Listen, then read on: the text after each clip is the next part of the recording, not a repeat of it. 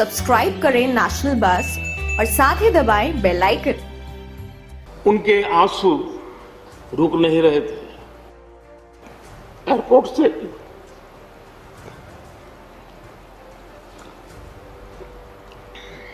उन्होंने मुझे फोन किया, पद,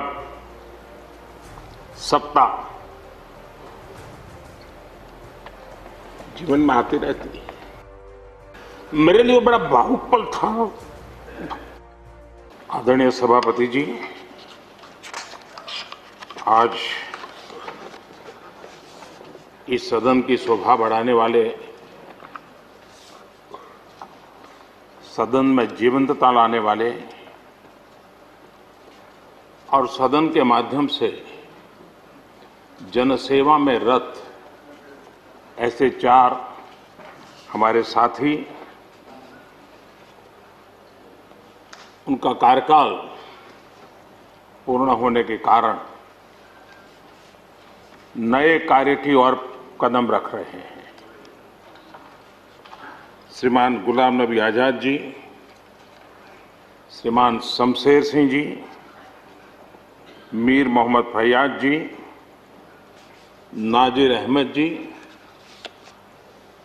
मैं आप चारों महानुभावों को इस सदन की शोभा बढ़ाने के लिए आपके अनुभव का, आपके ज्ञान का सदन को और देश को लाभ देने के लिए और अपने क्षेत्र की समस्याओं का समाधान के लिए आपने जो कुछ भी योगदान किया है, उसके लिए मैं सबसे पहले तो आपका धन्यवाद करता हूं।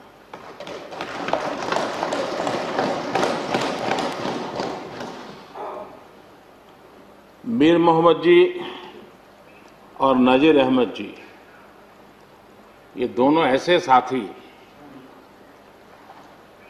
सदन में शायद उनकी तरफ बहुत कम लोगों का ध्यान गया होगा, लेकिन कोई भी सत्र ऐसा नहीं होगा कि जिनके साथ मुझे मेरी चैम्बर में बैठ करके अलग अलग विषयों पर सुनने का, समझने का मौका न मिला। इवन कश्मीर की भी बारीकियां जब उनके साथ बैठता था, कभी कभी तो वो परिवार के साथ भी आते थे, इतने अनेक पहलू मेरे सामने रखते थे, वो मेरे लिए भी बड़ा एनलाइटनिंग रहता था। तो मैं हमारे इन दोनों साथियों का, जो मेरे साथ व्यक्तिगत रूप से नाता रहा और जो जानकारियां मुझे वो मिलती थी, मैं उसके लिए उनका हृदय से आभार भी व्यक्त करता हूं। और मुझे विश्वास है कि उनका कमिटमेंट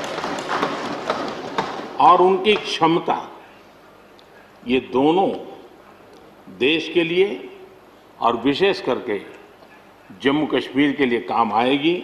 देश की एकता, देश के सुख शांति वैभव को बढ़ाने में काम आएगी, जब मुझे पूरा विश्वास है।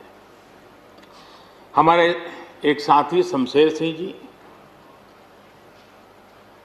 अब तो याद भी नहीं रहा कितने सालों से मैं उनके साथ काम करता रहा हूं, क्योंकि मैं संगठन की दुनिया में का इंसान रहा, इसी क्षेत्र में मैं काम करता था। कई वर्षों तक जम्मू कश्मीर में भी काम करने का मौका मिला। तो मेरे साथी कार्यकर्ता के रूप में कभी एक स्कूटर पर ट्रैवल करने का मौका मिलता था। बहुत छोटी आयु में जो इमरजेंसी में जेल में गए, उसमें शमशेर सिंह जी थे। और इस सदन में शमशेर सिंह जी की उपस्थिति 96% है। ये अपने आप में, यानी जो दायित्व जनता ने उनको दिया, उसको बिल्कुल 100% निभाने का प्रयास। मृदुभाषी हैं, सरल है, और मुझे विश्वास है कि जम्मू कश्मीर से रिटायर्ड होने वाले चार आदरणीय सदस्यों के लिए उनके जीवन का यह कार्यकाल सबसे उत्तम कार्यकाल है, क्योंकि इतिहास ने एक नई करवट बदली है और जिसके वो साक्षी बने हैं, सहयात्री बने हैं। ये उनके जीवन की बहुत बड़ी घटना है। श्रीमान गुलाम नबी जी, मुझे चिंता इस बात की है कि गुलाम नबी जी के बाद इस पद को जो संभालेंगे उनको गुलाम नबी जी से मैच करने में बहुत दिक्कत पड़ेगी।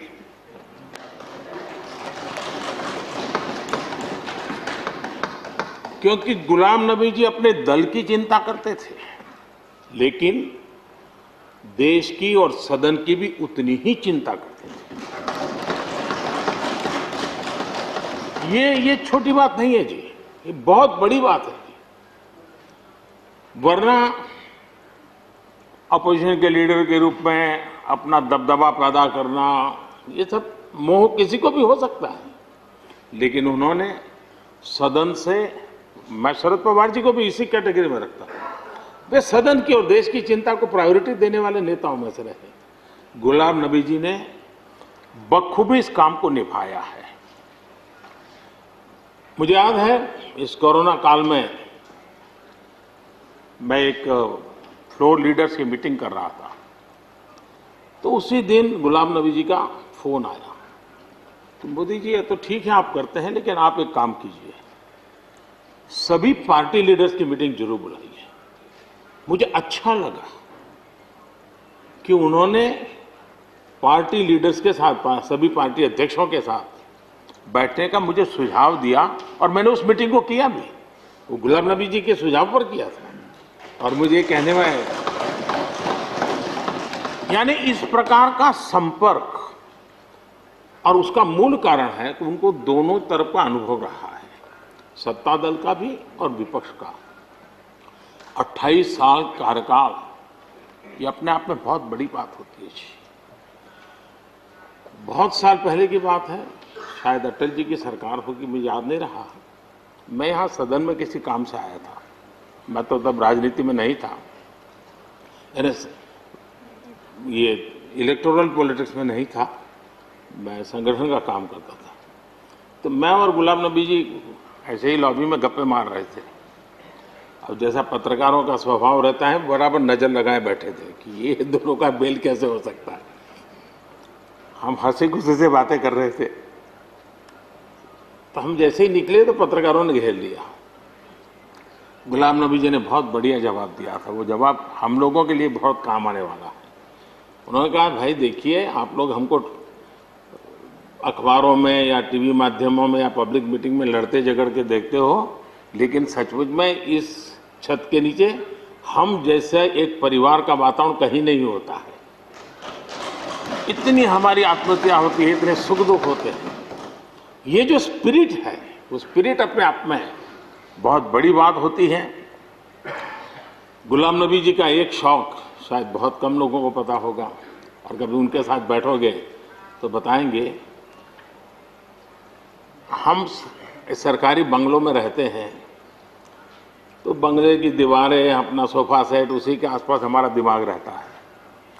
लेकिन गुलाम नबी जी ने उस बंगले में जो बगीचा बनाया है, यानी एक प्रकार से कश्मीर की घाटी की याद दिला दे, ऐसा बगीचा बनाया है। और इसका उनको गर्व भी है, वो समय देते हैं, नई नई चीजें जोड़ते हैं, और हर बार जब कंपटीशन होती है तो उनका बंगला नंबर 1 ले आता है। यानी अपने सरकारी जगह को भी कितने प्यार से संभालना, यानी बिल्कुल मन से उन्होंने इसको संभाला है। जब आप मुख्यमंत्री थे, मैं भी एक राज्य का मुख्यमंत्री के नाते काम करता था, हमारी बहुत गहरी निकटता रही उस कालखंड में। शायद ही कोई ऐसी घटना मिल सकती है कि जबकि हम दोनों के बीच में कोई संपर्क सेतु न रहा हो। एक बार गुजरात के यात्री, क्योंकि जम्मू कश्मीर में जाने वाले टूरिस्ट में गुजरात बहुत बड़ा नंबर रहता है, और टेररिस्टों ने पर हमला कर दिया, करीब 8 लोग शायद मारे गए। सबसे पहले गुलाम नबी जी का मुझे फोन आया।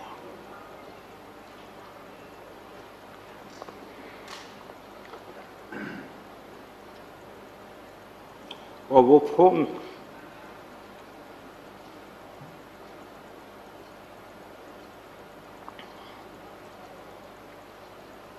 सिर्फ सूचना देने का नहीं था,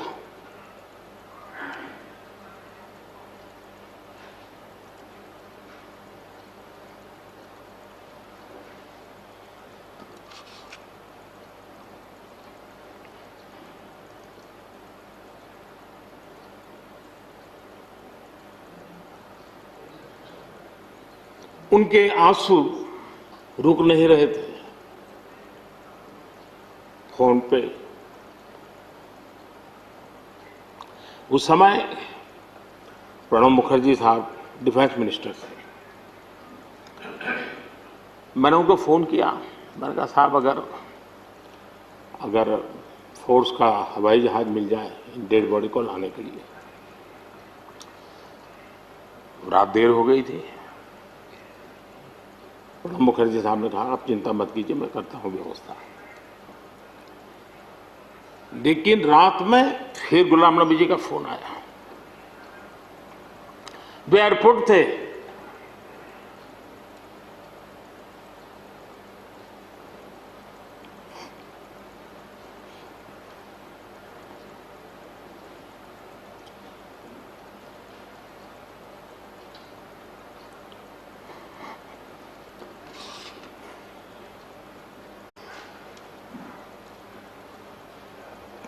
एयरपोर्ट से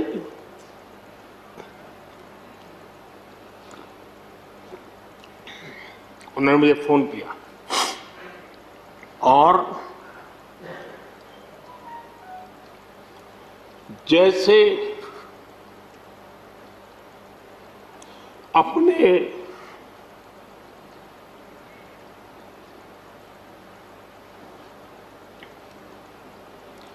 परिवार के सदस्य की चिंता करें,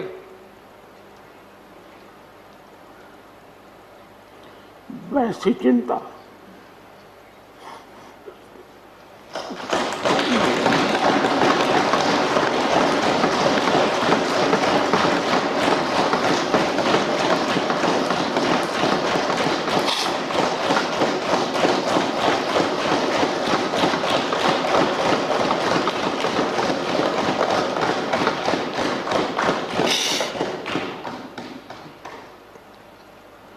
पद, सत्ता जीवन में आती रहती है, लेकिन उसे कैसे पचाना,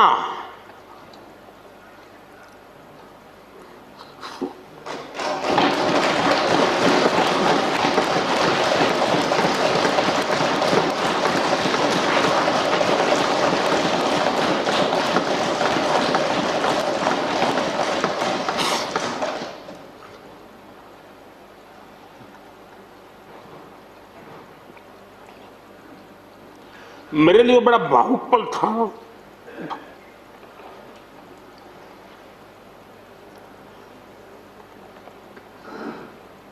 दूसरे दिन सुबह फोन आया कि मोदी जी सब लोग पहुंच गए।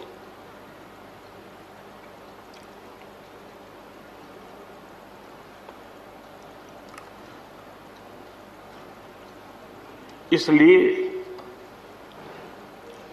एक मित्र के रूप में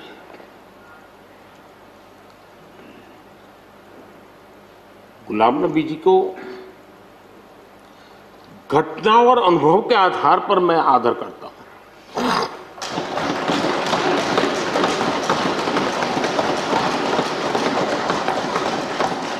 और मुझे पूरा विश्वास है कि उनकी सौम्यता, उनकी नम्रता, इस देश के लिए कुछ कर गुजरने की उनकी कामना, वो कभी उनको चैन से बैठने नहीं देगी।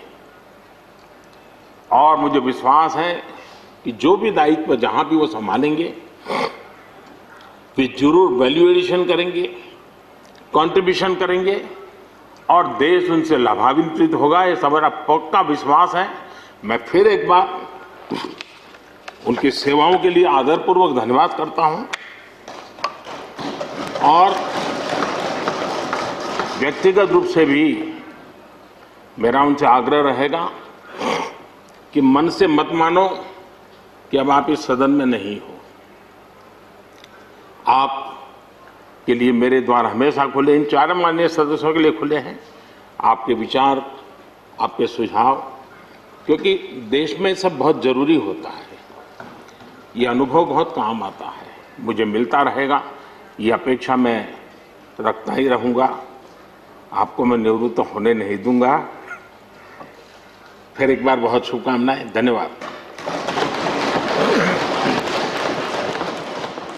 नेशनल बस पर लेटेस्ट न्यूज और एंटरटेनमेंट वीडियोस देखने के लिए सब्सक्राइब करें, लाइक करें, कमेंट करें और शेयर करें। Thanks for watching.